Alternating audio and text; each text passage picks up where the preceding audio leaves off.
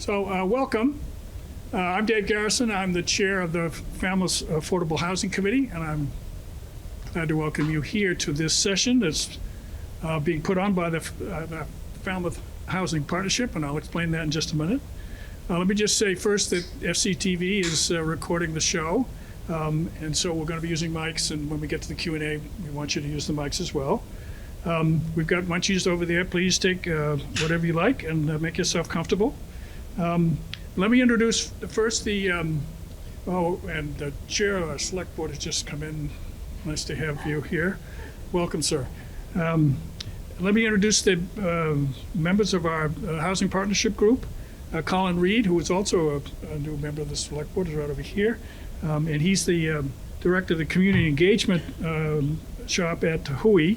Kelly McEwen, who is a colleague of mine on the housing committee, sits over here. And she also works down in that same complex as Colin. Kim Fish is our superannuated housing coordinator right here. Mara Titus, who is sitting over there, is the realtor with Kinlan Grover Compass Real Estate. Mike Kasparian is part of our group, although he's not here this evening. And then Laura Moynihan heads the Falmouth Housing Trust, and I'll introduce her more in just a moment. So the mission for our little group is one of public education to advance the understanding of affordable housing issues here in Falmouth. This is our third forum. We've been doing approximately one a year. The first one a couple years ago was focused on the impact of affordable housing shortage on local employers. We had one last May, which was focused on the work that was being done by specific organizations here in town, particularly the Housing Authority, the Falmouth Housing Trust, the Housing Assistance Corporation, Habitat, so forth. We're focused, as is the town, as is Kim, as is Jed Kornak here, who's here, was the town planner, on the implementation of the town's housing production plan. It's a plan which is renewed every 5 years and has a set of goals and strategies. Our committee has been tracking some of those strategies in particular where we think we can make a contribution. Kim and Jed worry about this all the time. The select board pays attention to this plan. And so our housing partnership is also focused on this. And there are several references in the housing production plan to the need to share information, to have educational sessions, to talk about the issues in public sessions, and that's what this is about. So this evening, we're going to have a presentation, and then we'll take some time for Q&A, and then at the appropriate time when we're ready to finish, the partnership members will hang around. We've got some charts in the back, and we'll be glad to stay here and talk with folks about individual issues and questions that you have beyond whatever we talk about in the session. So let me introduce Laura Moynihan. Laura is going to make the presentation.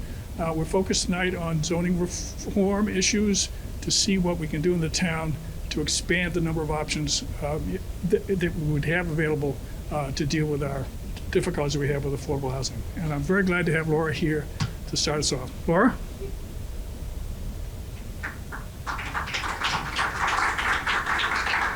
Thank you, Dave, and welcome everybody. Hopefully you can hear me okay. So our title of our forum is Adding Housing to Our Neighborhoods with Zoning Reform. And we thought that it would be good to start the presentation with a bit of a history on the background of zoning laws, because where we are today is really a result of the historic zoning laws, which were developed in or about the 1920s, essentially to segregate uses in different areas of a community, factories and industry, apartments, single-family homes. And through up to the 1970s, we had the Fair Housing Act of 1968, which allowed for increased access to suburban housing. And one of the impacts of that was more restrictive zoning laws in the suburbs or in other municipalities. What also caused or created more restrictive zoning laws was a response to the increase in home values in the 1970s. The home becoming a larger portion of a person's assets, and homeowners looking to guard their investment. So single-family only neighborhoods became predominant in or about the 1970s, and we saw the zoning laws respond to the desire at that time for that kind of protection, which at the time was thought to be the way to go, but as we have now seen, changes in the air, and that's really what this forum is about. In Falmouth, we had our first zoning bylaw in 1926, which, similar to the national level, created these various zoning districts where certain uses were allowed or not allowed. Minimum lot sizes for new homes were established at 7,500 square feet, which isn't really that big, but that was the minimum in 1926, and for duplex housing. And up to the 1960s, we saw development in the community that did focus on starter homes, small lot development. We see Ambets Avenue downtown as an example of the American dream of home ownership developing here, with 7,500 square foot lots around 1949, 1950, and other areas certainly in town where those lot sizes are there. So in the 1960s, we did have multifamily apartments being allowed in residential districts. This is an example of a property in Falmouth Heights that used to be an apartment complex and is now condominiums. But at one point, it was apartments, and there were, I think, 12 units there. And in or about 1969, that was allowed. You could build apartment buildings in residential districts. Then we see in the 1970s, we start to see the more restrictive zoning coming in. So multifamily apartments in the residence districts, those provisions of the zoning bylaw were eliminated. And we see more of a predominantly single-family detached home only type of zoning in residential districts. This picture is a picture of an apartment building in downtown Falmouth that was built before these prohibitions came into play in a neighborhood with other single-family detached homes. We also saw in the 70s 1 acre plus lot sizes started to develop. That was a response to the more restrictive zoning, but also for water resource protection, open space preservation, which, you know, are issues that do go hand in hand with housing, and we recognize that. But it's interesting that 1 acre zoning, which started to develop here in town in the 70s, is a very large piece of land for one home. And you can see from this picture of a football field, it's about 3/4 of a football field. And we superimposed the 7,500 square foot lot, which was the original lot size from, say, an Ambets subdivision, to show you the comparison of how much land is really involved in 1 acre zoning for one home. And in the 1980s to the present time, more 1 and 2 acre zoning was developed in town. And this is an example of the Bonnie Lane subdivision. 2 very large lots shown here, both about 2 acres for one home.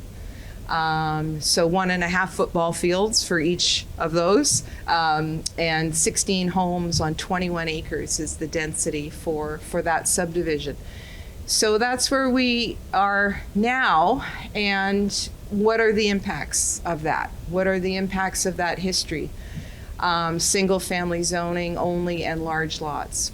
The impact is that we have a limited housing supply, we have increased prices and land costs, and we have less downsizing opportunity for older people. And we're showing here a graph on the national level just showing the increased prices in housing from 1965 up to 2025, a significant increase in the price of housing because of this type of reaction in the zoning world. So another impact of the single family only zoning and the large lots is that we have fewer starter homes being developed for families, small homes. The average age nationally now for a first-time home buyer is 37. And if you think about that, traditionally, historically, you graduate from high school, you go into the trades, you go to college, you start working, you rent, and eventually you're able to save enough to buy a small home, and from that small home, you go into a bigger home. That's sort of the historic evolution. But that doesn't happen anymore. So what's happening now is that we have that decline of the American dream of home ownership, and we have an increased demand for rental apartments.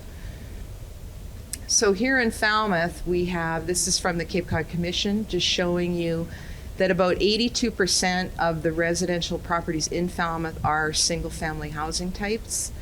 The extra small lot, they call it, is about 54%. So 0 to a half acre for that lot size. And then you have a small home lot, which is a half to 1 acre. And a medium lot is 1 to 2 acres. And a large home lot is about 2 acres.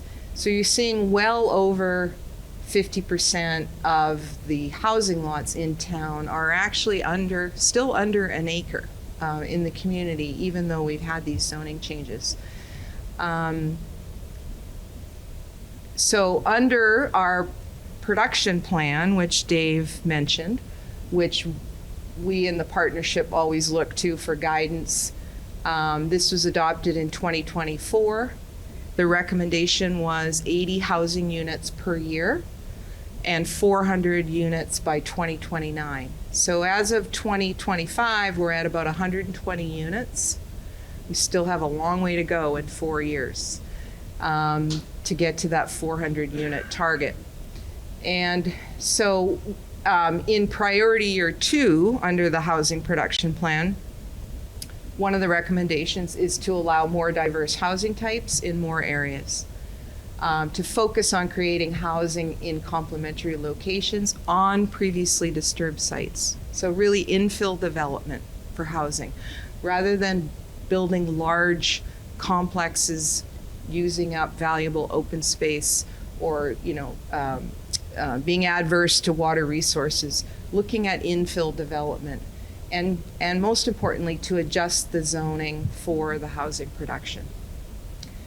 So here we have the Falmouth zoning districts. Again, this is from the Cape Cod Commission. And we thought this was important just to show you how much land is actually residential zone land in the yellow, about 45%. In the light green, which is agricultural, there are housing developments as well.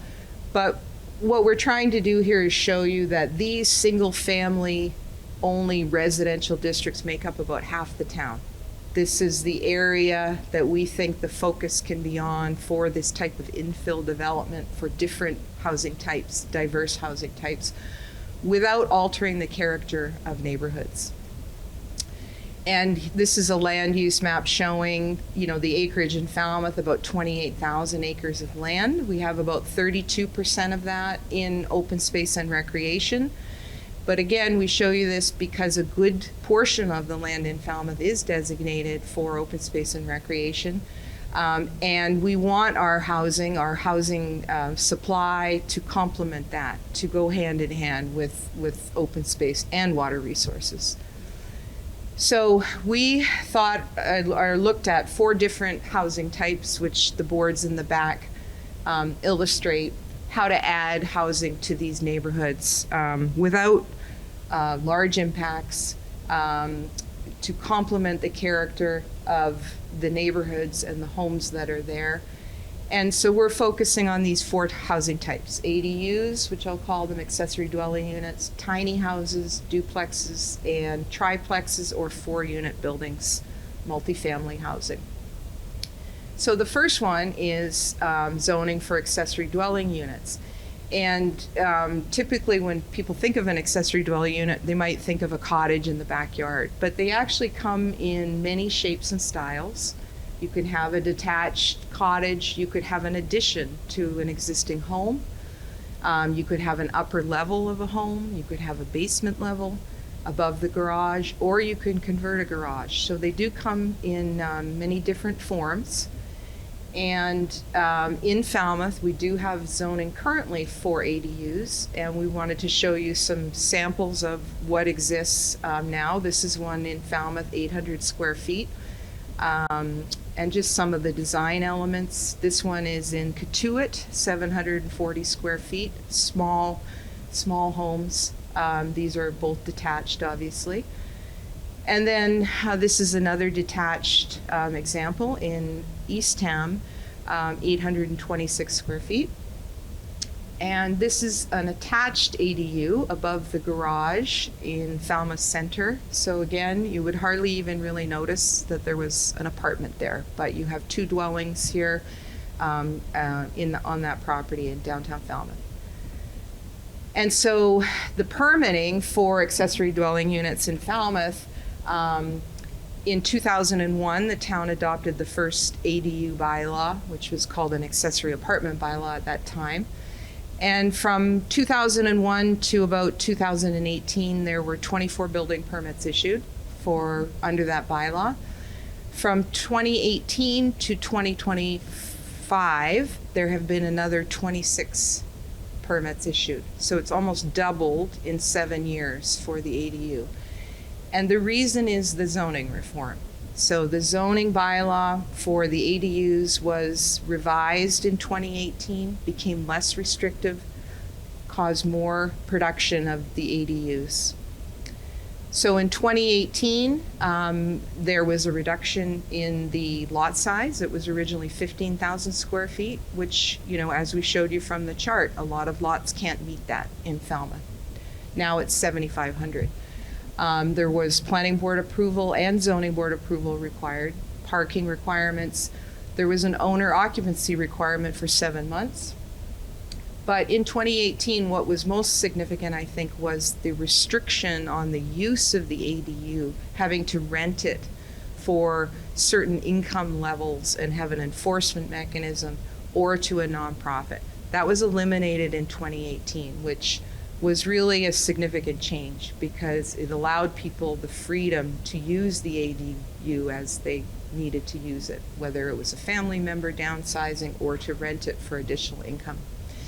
And in 2018, they specifically allowed for rental of the ADUs, which hadn't been allowed in the past, and some of the bedroom restrictions had been lifted. So generally an overhaul through a lot of community outreach, and did a good job of lifting some of those restrictive requirements to allow for, as I said, almost doubling of accessory dwelling units after this bylaw was changed.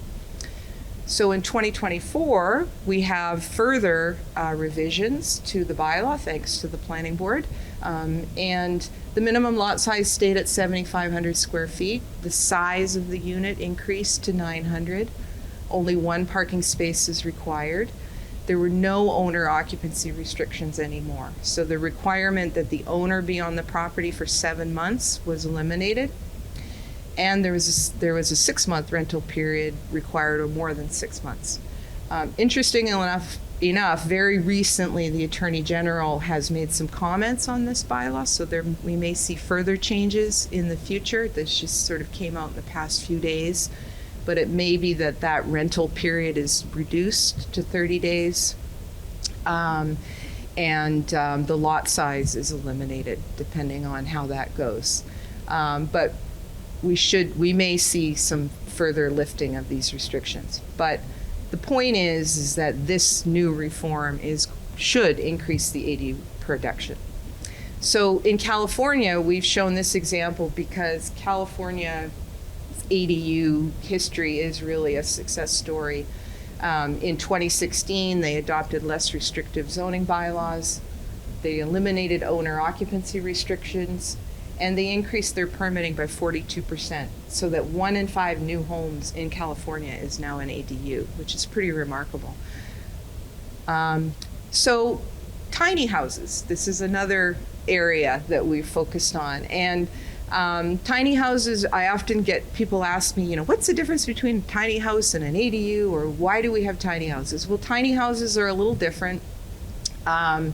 They are up to 400 square feet only. Under the Mass Building Code, And they can be on a fixed foundation or a wheeled trailer if local zoning permits that. So that's kind of important. And we've got some illustrations here to show you various tiny houses. This one in particular has a loft. But the thing that's different about the tiny houses is that the building code allows for exemptions to certain building requirements that wouldn't apply to an ADU. So, for example, the loft area in a tiny house is excluded from the square footage count. The ceiling heights are reduced. The building code allows for an alternative access to the loft. Rather than a traditional stairway with railings, you could have a ship ladder or open stairs, as was shown in this photo. And the secondary egress. So those of you that are familiar with building, usually you have to have two means of egress into a dwelling unit. So with the tiny homes, the emergency egress can be through a skylight or a window in the loft or some other mechanism, as long as it complies with the building code exemption. So that's essentially the difference. And this is an example of a tiny house that's 384 square feet with a loft. And here's another view of it here. So it has all the basic living requirements. But you can also have a one-story tiny house with no loft, maybe for an older person who doesn't want to climb the stairs, or anybody who doesn't want to climb the stairs. The point is that the tiny house option is there. Under our accessory dwelling unit bylaw, we do not have a minimum size. Some towns have a minimum size. So in Falmouth, a tiny house would be up to 900 square feet. And the building code exemptions aren't under the zoning bylaw, they're under the building code. So a tiny house on a fixed foundation is permissible as an ADU in Falmouth. So why would somebody want to build a tiny house and not an ADU? Well, maybe they have a very small lot. Maybe they don't have enough lot area to meet the lot coverage requirements. Or maybe they can't meet setback requirements for that particular lot. So maybe a tiny house is an option for them versus an ADU that might meet building code. So again, just another option. If we wanted to go further with zoning reform and allow for tiny houses that are not on fixed foundations, that are on a movable trailer, then that would require a zoning bylaw amendment. We'd have to define a tiny house. We would have to include that it was on a movable trailer, and we would have to exclude it as an RV. And that's because under Massachusetts law, anything on wheels is considered an RV. So there would be some zoning bylaw amendments to allow that. But for if it was not on a fixed foundation. There's a couple of towns, Nantucket and Auburn, both have tiny house bylaws in place where they actually define the tiny house and put in a lot more detail on what it is. But here in Falmouth, it would be considered an accessory dwelling unit. So if it's on a fixed foundation, it should fit within the existing framework. So duplexes, another option for adding housing to our neighborhoods, infill development. We're giving you just some samples here of duplexes around town so that you can see that duplexes do fit within the framework of neighborhoods. Why would somebody want a duplex and not an ADU? Well, they might want more than 900 square feet. So they might want 2 units at 1,200 square feet or 1,500 square feet. So they wouldn't qualify under the ADU, but they might qualify under a duplex zoning change. A duplex could be an existing home that has 4 bedrooms. Somebody who's maybe older that wants to downsize and create 2 units in an existing home could create a duplex and possibly rent the other unit or make it available for family members. So this is another option. These are some examples of existing duplexes in town that have been permitted one way or the other to date, not by right, meaning just going to the building department and getting a building permit, but you get a sense that this is the design, separate entrances. They look like single-family homes. This is one in downtown Falmouth. And this is another one in Falmouth Center, another duplex. So really, parking and access can all be consistent with a single-family home neighborhood. This is one in North Falmouth with different entrances. But again, the point is that they look just like single-family homes, but they're providing 2 housing units in one building. So our suggestion is that the zoning change to allow duplexes in single-family districts is very simple. You often see at town meeting or read about these very complex zoning changes that happen in Falmouth. This isn't complex. It's very simple. We have these use tables in our zoning bylaw, and what we're suggesting is under the single-family residential district, when it comes to duplexes, under the semi-detached and 2-family dwellings, we change the N, not allowed, to Y, allowed by right. Simple change of the chart. Check the box, yes. And what that means then is an owner can simply go to the building department, must of course review their wastewater, make sure they can comply that way, but go right to the building department, no special permit or discretionary approval, and apply to either build a duplex or convert their existing home into a duplex. Same thing in the agricultural district or similar. The chart would have to add the semi-detached and 2-family dwelling with a Y for check the box or add the box yes to allow that in agricultural districts, which do contain a lot of single-family dwellings. So multifamily dwellings, another option. We're going to give you some samples here of multifamily, which could be 2, could be 3, could be 4, but for this purpose, it's really 3 or 4 units we're looking at. There is a provision in the existing zoning bylaw that allows you to convert a home in existence in 1980 into up to 4 units by applying to the zoning board for a special permit. The zoning board reviews that. This is one of them that was 4 apartments and was approved by the zoning board in downtown Falmouth. And here's another one, 3 units approved by the zoning board in a single-family residential district. And here's another one, 4 units. So what we're suggesting is change the date of that section. Simple change of the zoning bylaw. Take out 1980 and put 2025 so that any home in Falmouth could go to the zoning board and apply for up to 4 units. The zoning board would review the parking and the access and the wastewater. All of that would go through that review, and it would be discretionary, but at least there would be an avenue for many, many homes that have been built since 1980 to be converted in this manner. In the business district, we have a provision now that says you can build duplexes by right. So if you have a property in a business district, you should be able to have 2 dwelling units, but it's only duplexes. So what we're suggesting is a zoning reform that allows for a triplex, 3 units in the business district. This is an example of a building downtown that has 3 apartments above the commercial space. And, it meets the height requirements, it fits within the business district, fits within the neighborhood, and it's providing 3 housing units.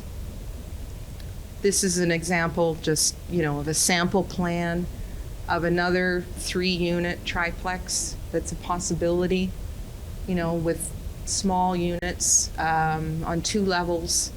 Right now, triplexes are allowed in the general residence district by special permit.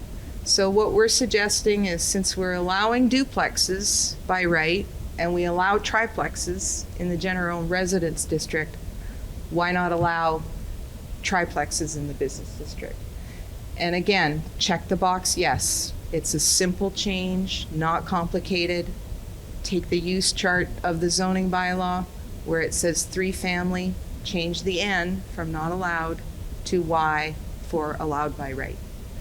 That means that the owner can simply apply to the building department, meet all the other requirements, and secure approval for the 3 units.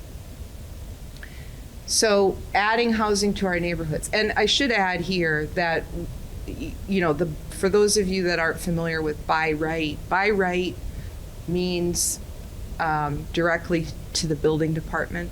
That's what we're talking about, going directly to the building department.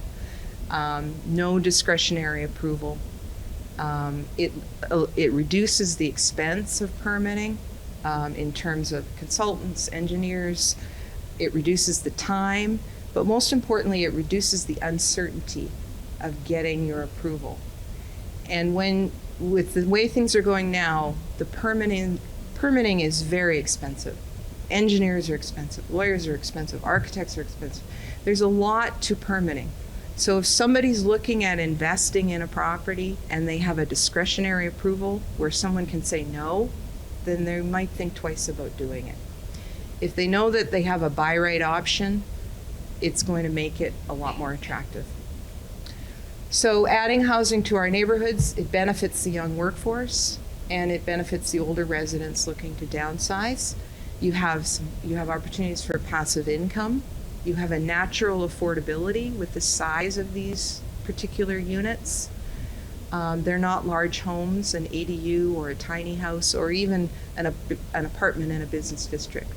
There's economic mobility. We talked originally about that American dream concept for people coming out of school or aging and wanting to move out of a rental into a small unit that they can purchase. That's economic mobility. And it frees up the housing for others that need rentals. And most importantly, you have a choice of housing types, which right now, given that most of our housing is single-family detached homes, our choice of housing types is limited. So people will often say, how do I do this? How do I build my ADU or my tiny house? And we've included in the handout there, the current ADU bylaw. We've included the tiny house building code appendix. We're suggesting that you check with the local planning office. There's a checklist and information in the packet. Contact a consultant, whether it's a builder, architect, engineer, get somebody to look at your property for you to determine what you can build. You develop a site plan, you develop floor plans, and you apply for a building permit.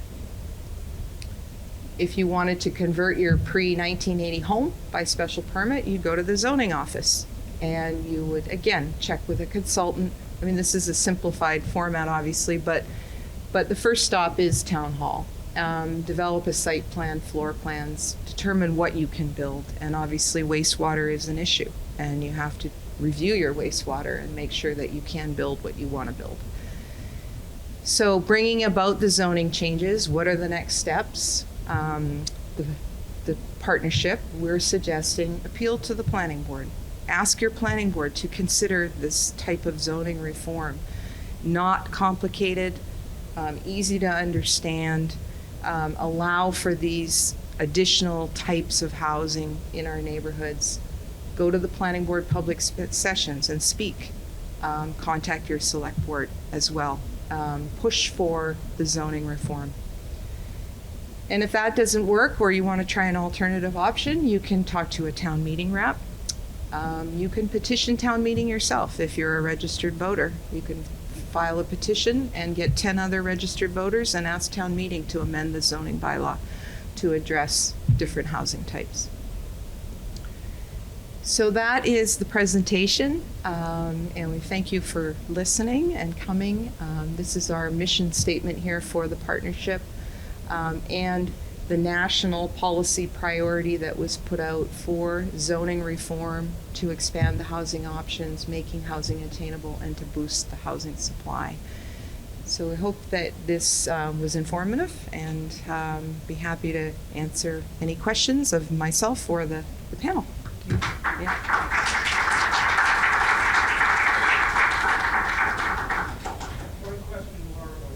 Hold on a sec. Bob. Is this hold on? a sec. Yep, test. We have CTV. You know about this process. Bob Muscali, the chair of the board. Just wondering if your presentation is going to be available, you're going to circulate it. Yes, so the FCTV has it on a live YouTube feed now, and they're going to put it on demand as well. The PowerPoint, we can send it around or circulate it as needed. We can put it on the housing page at Town Hall, or the Housing Trust can put it on their website as well. Yeah, make sure it gets out there. Yeah, good question. And we're going to ask Laura to reprise this presentation tomorrow at our Affordable Housing Committee meeting, just again to try to spread the word. So, right, and would you please identify yourself, sir, and then ask your question? Go ahead. Yes, I'm Richard Johnson. I wonder if you could speak in general terms about the septic system requirements with duplexes and triplexes. So right now, and Scott's here, and I won't put him on the spot, but sure, but right now the regulations are under review. So we have all,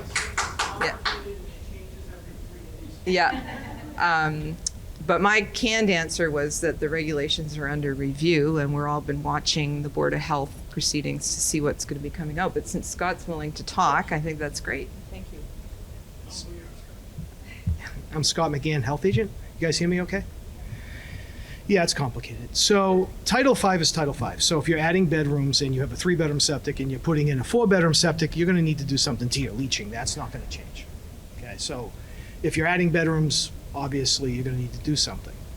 The question now becomes about denitrification. The ADU bylaw now, if you're adding bedrooms and you're in a coastal pond overlay district, which is most of the town, about 15,000 homes, you'd be putting in the denitrification, which is going to cost you about $27,000 to buy, not counting installation. And you have an annual operation and maintenance, and sometimes that's a deal breaker.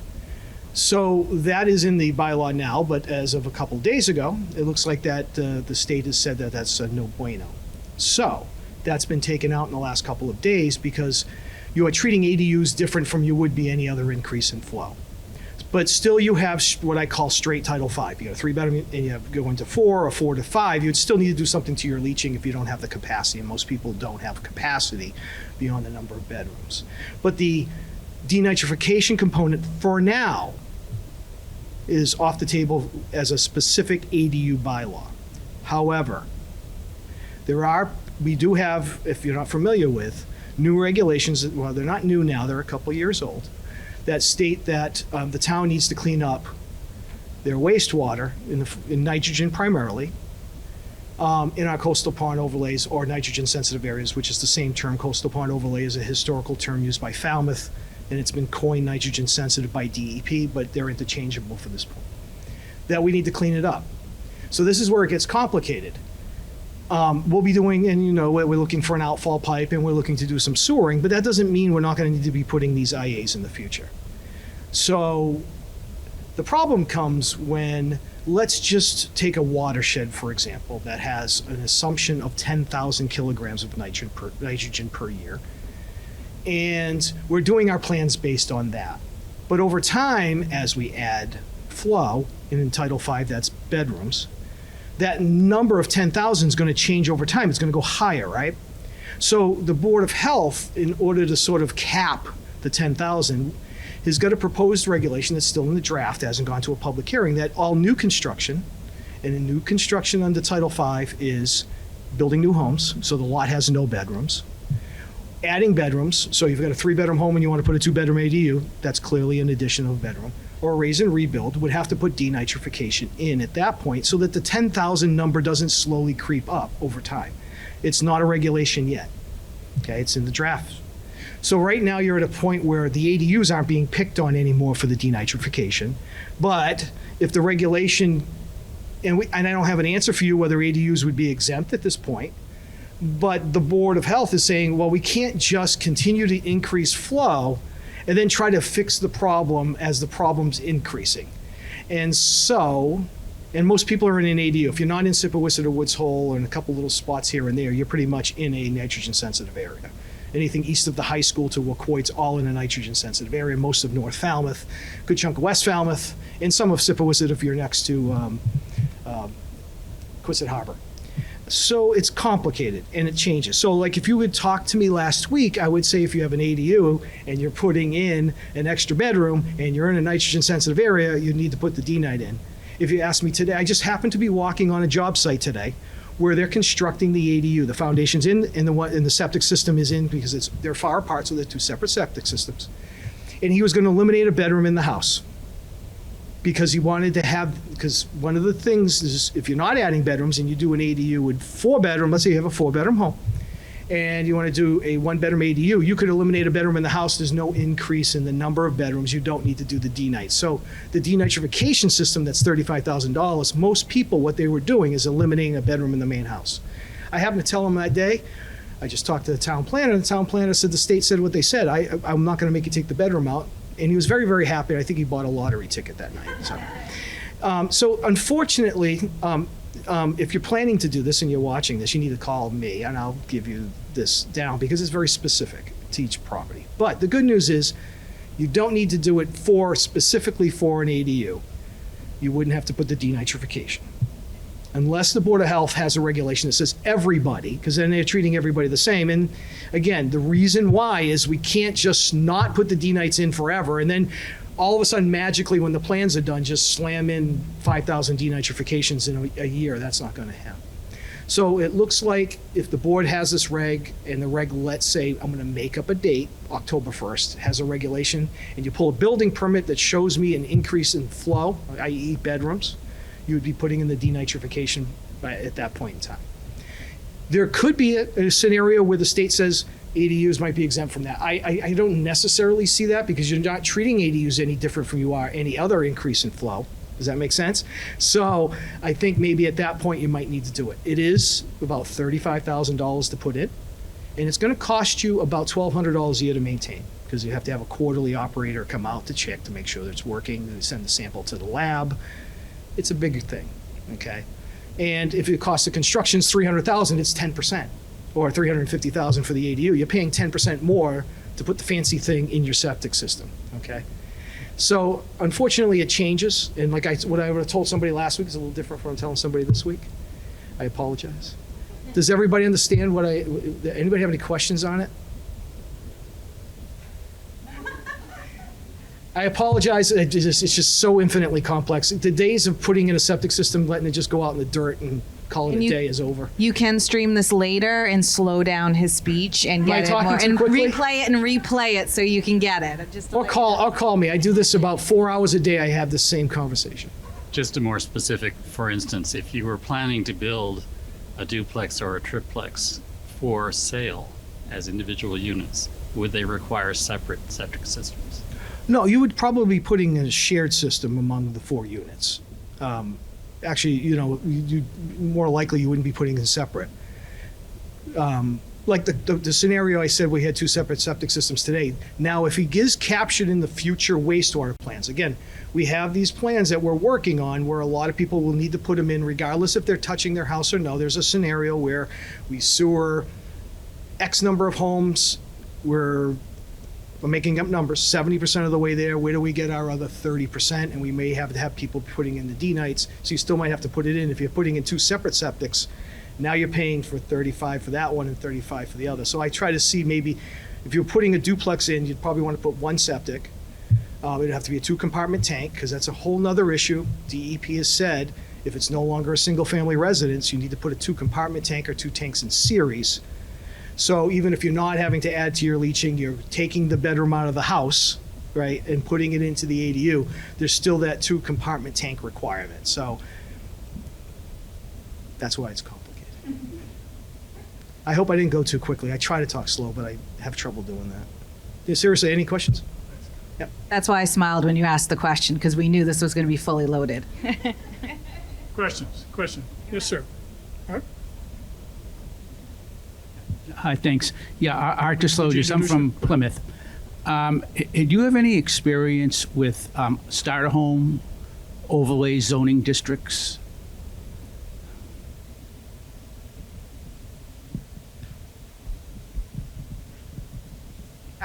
We do not have a starter home overlay district here in Falmouth. There's been some discussion about it at the planning board level. So the Cape Cod Commission has recommended 2 areas for the town to look at for starter homes. One is the downtown area and the other one is Woods Hole for the actual district. So, but it hasn't been adopted in Falmouth. The first step is to look at the districts where the districts should be, and then the next step is to adopt a starter home bylaw. But certainly we would love to see a starter home district and bylaw in place. Because they are, up to 1,800 square feet of heated living space. They are the small home that we're talking about here. They're perfect for workforce housing or for young couples, but to buy because they're naturally affordable due to their size. But they're also great for older people who want to downsize. And what we're seeing here in Falmouth is that we have a large population of homes that are occupied by 1 or 2 people only. And that's because the property values have gone up so high, there's not a lot of options for those people to sell their homes and then downsize into something smaller. There are no smaller options. If those larger homes were opened up for families or other people that could fill the homes, we would have this kind of economic mobility. But to date, we do not have any bylaws or districts here in town.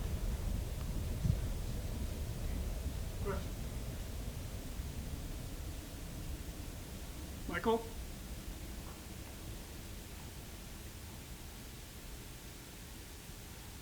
Thanks. And Laura, great presentation. Thank you very much. So I'm Michael Galasso. I'm an affordable housing developer. I'm on the Falmouth Housing Authority, too.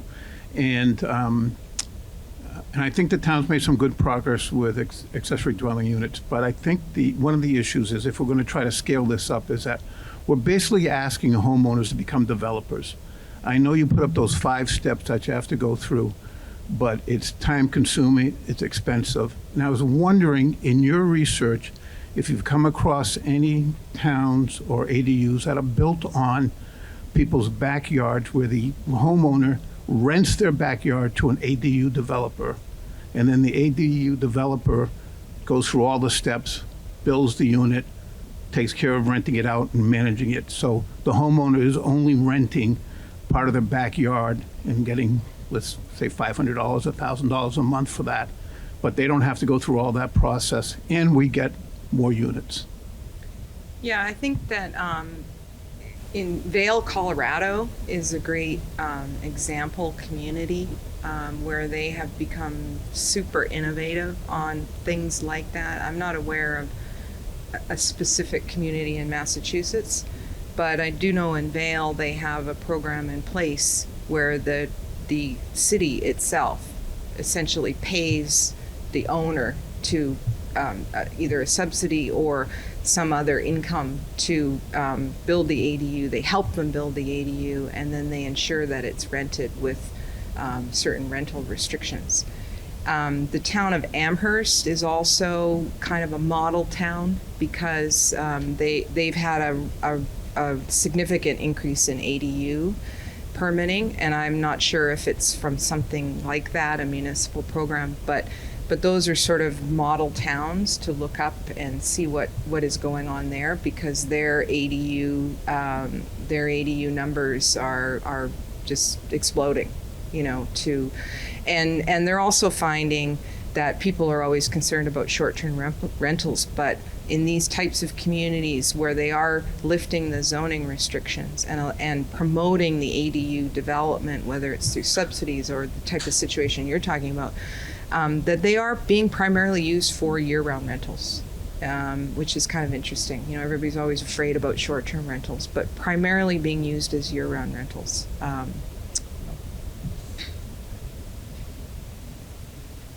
questions? In the back.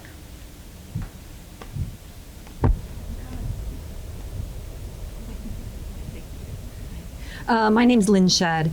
I might have missed it because I came in late, but are there any requirements for these either accessory dwelling units or tiny homes or the duplexes, triplexes to be energy efficient? Like, do they require heat pumps and, things like that, or solar to make them more energy efficient?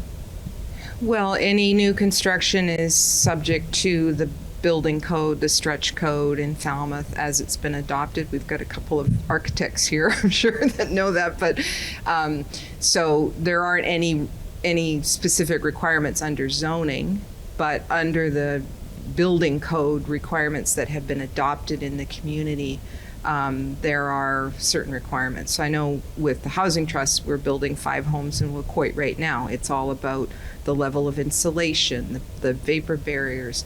The heat pumps are voluntary, but there are rebates available from the Cape Light Compact. So that's sort of an incentive to go that additional step. But under the zoning bylaw, no. Under the building code, yes.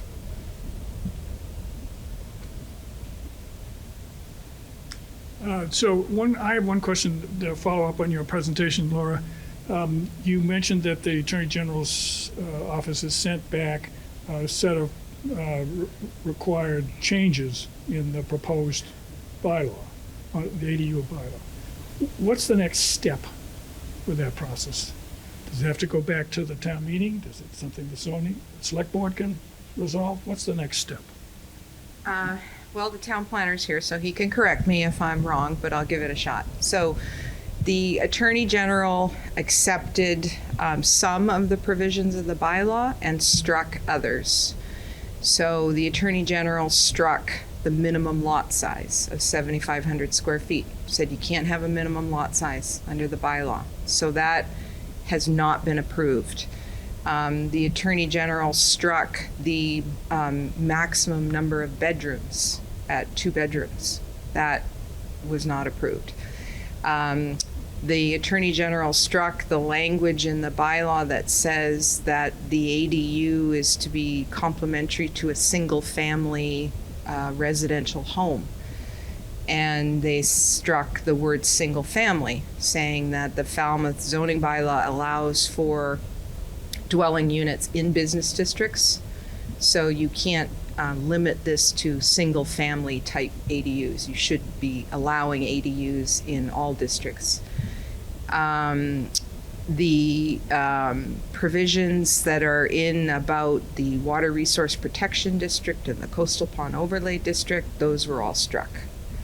So what they're saying essentially, and also there were provisions in the bylaw that the planning board could reject an application if there are certain provisions of the planning board rules that were not followed, such as not providing sufficient information. That was considered to be a violation of the law, as well as having to provide information statements as to landscaping and that your ADU is, somehow complying with neighborhood impacts or something like that. So general narrative information to support your ADU, the state has basically said, no, can't require that. So what happens? I guess in my opinion, it's up to the planning board if they want to move to allow the ADU bylaw to sit as it is with those provisions struck and continue their site plan review process, or go back to town meeting and make some recommended changes to the bylaw, maybe to tailor some of those things to be in keeping with their original intent, but perhaps not violating the law as the Attorney General has said. So that's, I think, a planning board decision to do that or not. Is that good? Okay, I got a thumbs up. All right. Thumbs up from the town planner. Any other questions? All right, I want to thank you all for coming. We're going to hang around here for those who want to have individual chats. Appreciate Scott McGann coming tonight to help us with that nasty issue that's very complicated. And Bob Mascali being here, Colin Reed from the Select Board. Thank you very much to everybody. Thanks to the Housing Trust and for Laura's help in driving this process. So please join me again in thanking Laura for her presentation.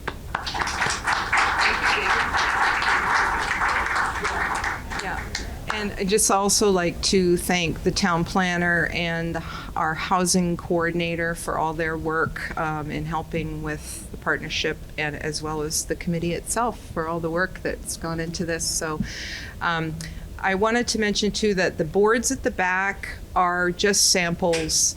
They're not meant to be, promoting anybody's plans or anything like that. They're just sample plans that we dug up that can show people what a duplex can look like, so it doesn't look like a duplex, and what it looks like inside. That's really the intent of the boards. So thank you all for coming. We appreciate your involvement.